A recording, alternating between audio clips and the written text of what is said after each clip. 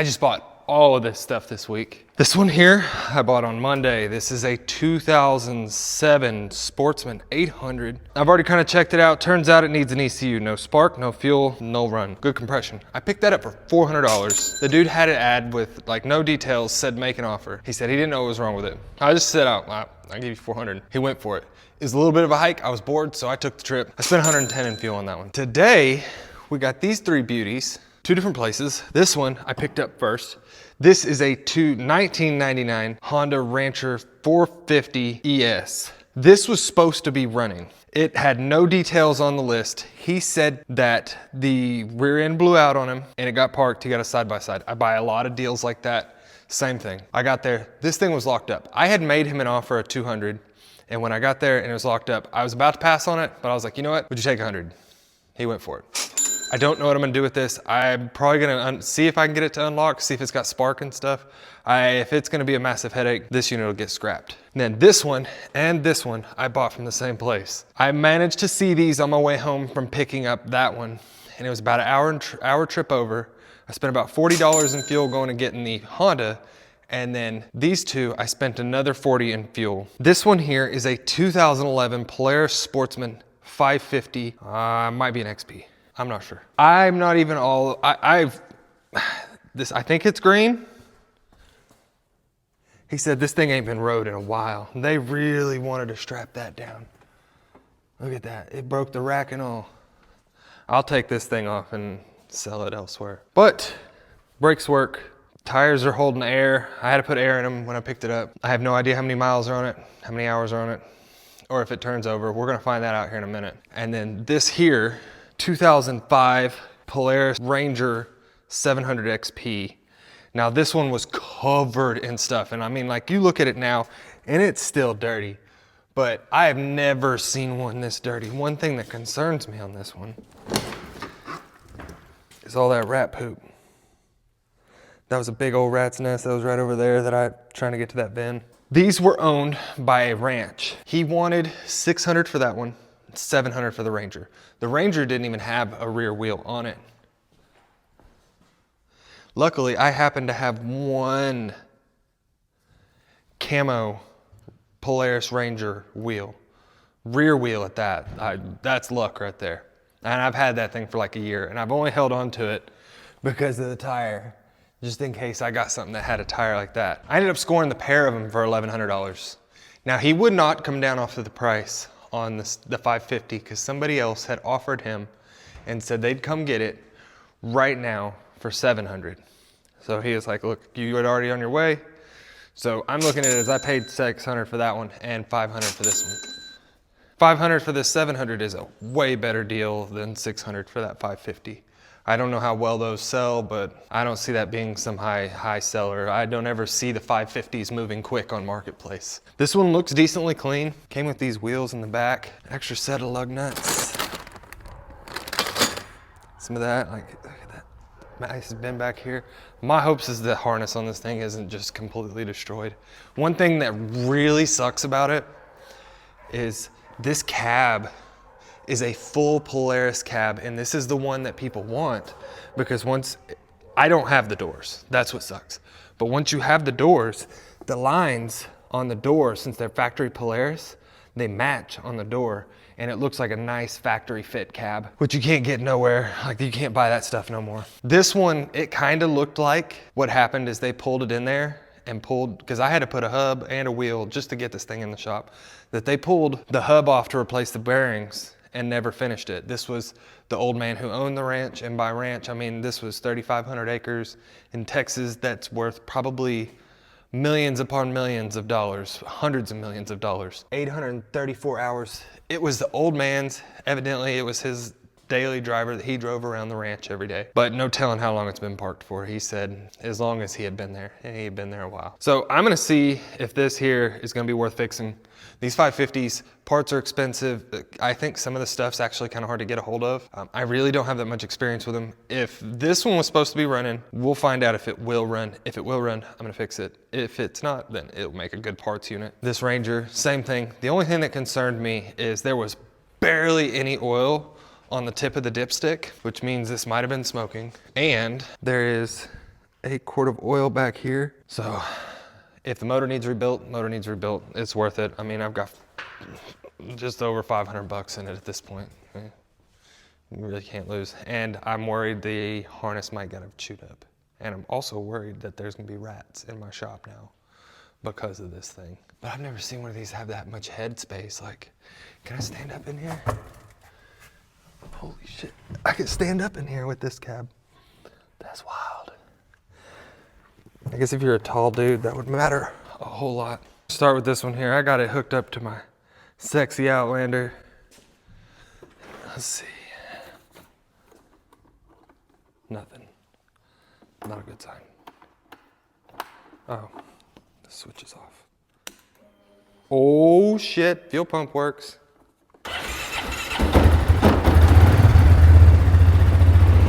WTF. He was not lying about this running. Holy shit. Boom. Mind is blown. There's no way. I'm so confused. Oh, I didn't turn the dipstick all the way in. God, that motor sounds good too.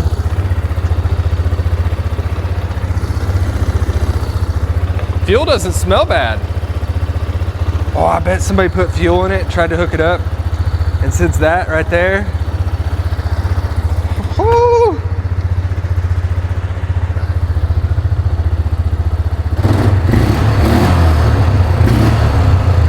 wow. All right, let's see, how many hours are on this thing?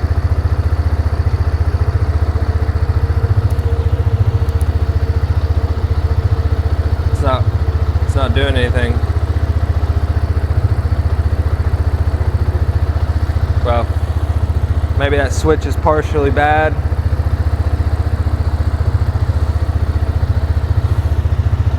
I don't even know what to think. Just to think, I almost passed on this because I didn't want to gamble with it being a 550. Every time I almost pass on something and then I change my mind, it ends up being such a great deal. Then I buy stupid shit like this. Wild. All right, I don't want to run it a whole lot longer, judging by how much stuff was on that. I want to check the air filter out and stuff. I hope that thing isn't full. I do not care about this thing right here.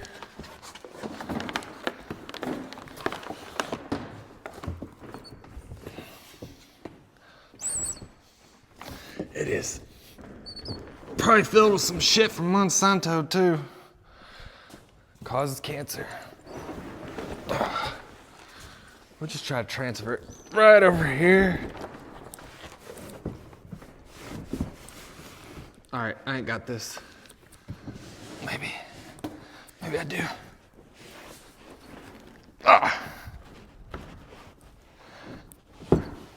I don't know if this Honda can handle that much weight. I like Honda, but I like everybody else does. Makes a good machine if you just want something to put around on and be reliable. If you want power, for it to even be kind of cool, then no. The seat broke. Hell yeah.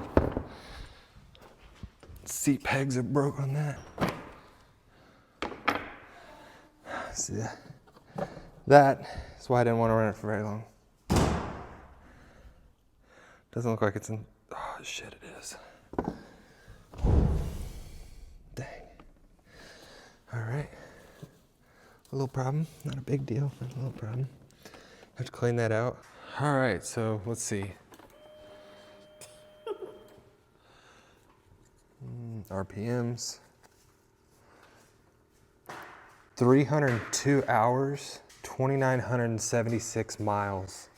So turns out this switch is gonna have to get swapped. Honestly, this has a whole lot less hours and miles on it than I thought it would, because usually these ranch units, stuff like that, they run them things into the ground. But from what I was told, a lot of this ranch, the guys that were working there would take, and if something broke, it would just get parked where it sat and they'd just walk away. Hopefully it cleans up nice. It's hard to tell. This thing's so dusty.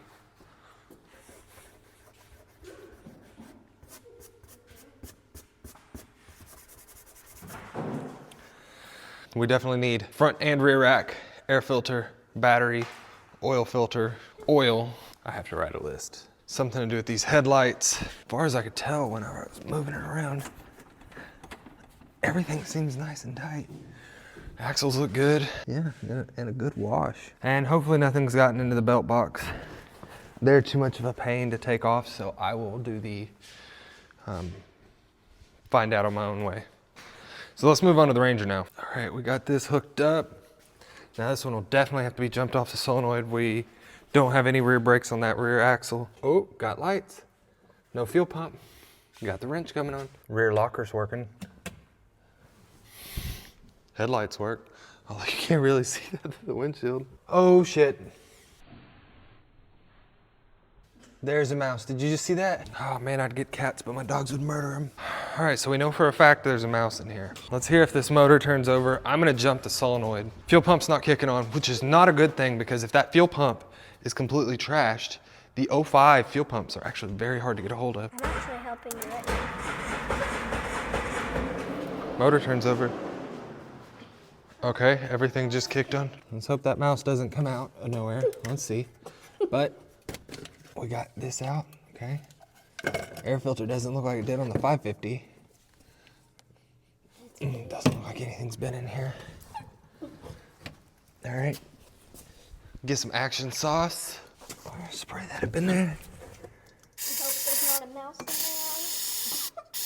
there. I wonder if this would kill a mouse like it kills wasps. All right, we're gonna try to start this again. Some action sauce in it.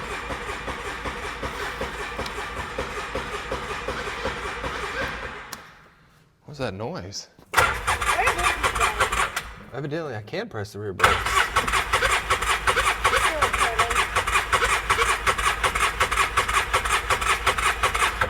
All right, next, we're gonna see if this thing's got compression. We got spark on that cylinder, but does it feel like that's going all the way down? Let's see if we got spark on this cylinder.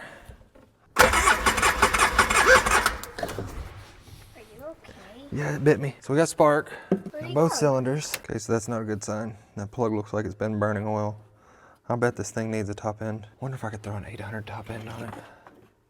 We're gonna run a compression test on it. I'm gonna do each cylinder. They're supposed to be within 10 PSI of each other, so let's see.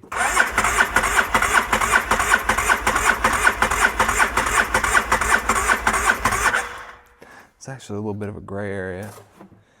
It's probably enough to run though. So what did we have, like 120? Right under 120? So as long as we're within, it needs to be over 100 PSI, but as long as it's doesn't brush up close to 130, we're enough to run. Yeah, see? That is what it should be. I don't know exact compression. Yeah, she ain't gonna run like that. Then it'd be running on one cylinder if I did manage to get it fired. So this thing gonna have to get torn down for a top end job. The winch works. If I remember correctly, the 800 pistons are the same as the 700s. But I'm gonna try to start this thing again, just for fun.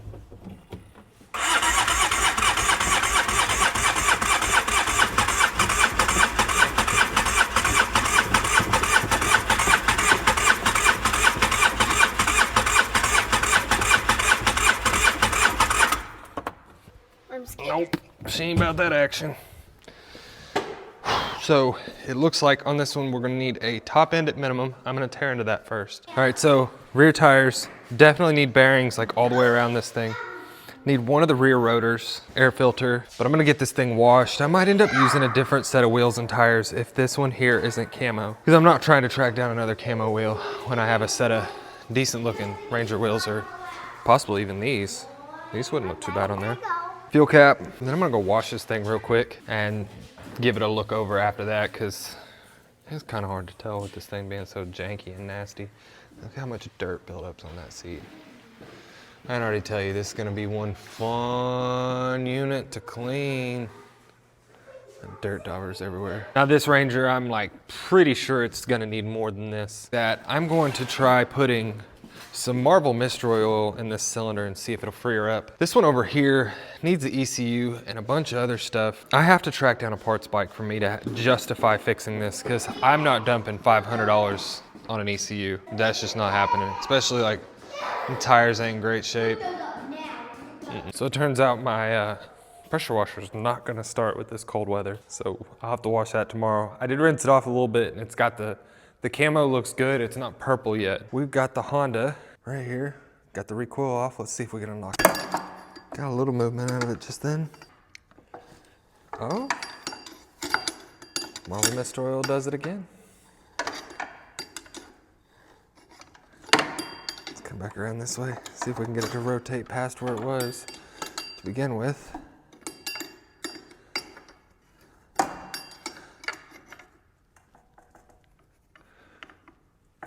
Oh, yep, it hit it and it spun past. Put some power to this thing and try to start it with the starter. Got some power on it.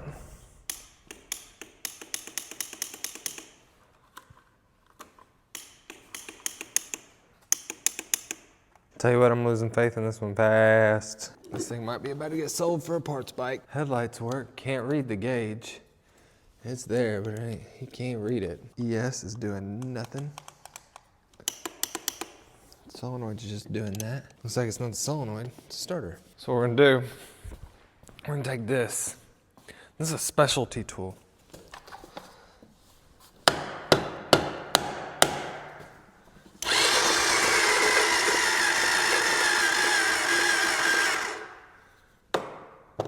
Stupid Honda. Stupid Honda! Got spark. Hit her with some action sauce.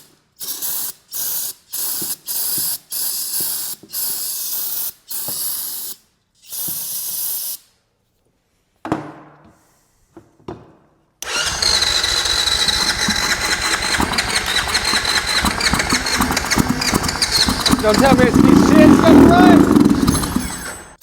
That starter needed like an extra hard love tap. Let me tell you what, that starter ain't gonna be as reliable. I have to buy a starter for this.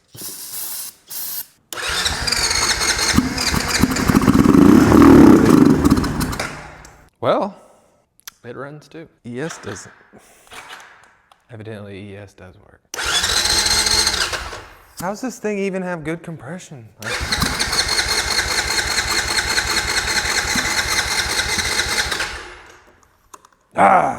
Wild. It's got no brakes. The foot pedal's seized. Front brake lever's seized. Said something to do with the rear end was why they parked it. Now, makes me question that because the oil looks a little bit milky. Wouldn't you agree? Let's check out this rear end real quick. Just slide on in here. All right, spin it. This thing keeps getting in my way.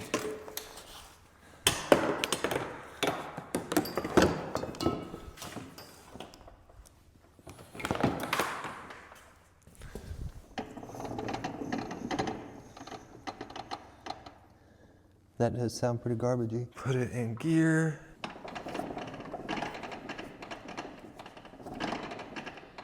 Yep, that's definitely not any good. So I'm gonna do some math on this one. If I can be all in and done with it under 500, I'll probably fix it. Now that rear diff's 75 bucks. I looked that up already. I don't know what footwells cost. I wanna say you can get fender flares for this for 30 something dollars for the whole set. Somehow I have no idea how they make a profit on that stuff because I mean, that's a lot of material plus shipping, but whatever, they're Chinese and they pull it off. Gas tank cover. I have the tank, I have the seat, air filter, battery, oil change at minimum, and then still possibly a top end kit. I think this was sunk. He said that the rear end went out and it just got parked. But when I bought it, it was already all taken apart like this, including this right here. Possibly had to do with the starter failing out on it. So I'm gonna look at some numbers on this one. What you think? For under 500 fixing this, is it worth it? It may be worthwhile if I can manage to find just a whole parts bike so I could get footwells, tank cover, and a rear diff all in one unit. These aren't that hard to find parts bikes on, especially if I can manage to find one that's got a good gauge. That would be one option. Would you fix this? Let me know down in the comments, would you fix this Honda? Maybe I'll fix it for myself and just have myself a clap wagon. I mean, at $100 in it, if I'm just rigging it to ride it and clap it out, but man, it doesn't have that much power either. I probably wouldn't even like it. I had one of these years ago that I bought out of East Texas. It had this massive lift on it. And so we'll put in perspective, this is where the rack is on me right now. This is factory setting, belt height for me. That thing sat right here, the front rack. It was absolutely massive and it just needed a motor. I ended up stripping it for parts, obviously, because that's what I did. Nowadays, if I had that now, I'd probably swap this in. It would be cool. All right, so it looks like this Foreman is gonna be a little more than I want to be into it. The math is like 570 something. A lot of that has actually nothing to do with like the parts to make this thing run and drive. That is purely based on the plastics. That's, I think, over $300, because I actually can't find a left side, but these over here, the right side, are $100 or so. Each side here, 50 something dollars for each side plastic that goes here. And then the top tank plastic, like 15 bucks, along with it needing a seat and fender flares. The fender flares are only 35 bucks. So I think this one is probably gonna go up for sale, see if I can move it. If not, I'm gonna start trying to track down a parts bike. I can use it and utilize the plastics from it. I never find these where the plastics are just too beat up to use. It's just too much to wanna put into that. I don't want to be $700 in this quad, plus all my time and effort. It's a $1,200 quad at best. And that doesn't know if I'm gonna end up having to replace the top end. The carb may be too gunked up to be worth fixing, to be fixable. For this, I washed this thing this morning. My parts washer wasn't gonna do it last night, but it cleaned up all right. I managed to find the mouse. He is no longer with us. Well, he's out in the field somewhere, no longer in here. I feel bad trying to kill it, but I also don't want it in my shop. Doesn't look too bad. A lot of shit came off of it. And I rinsed out from underneath there as best as I could too. So we're gonna get this torn apart. So everybody's favorite part, you're just waiting on parts. Now we gotta it's gonna take a couple days for them to come in. So I will see you on the next one. We'll get this stuff fixed, get it flipped, get it out of here, turn a profit. I think there's definitely some money to be made on these units, especially as cheap as I got that 550.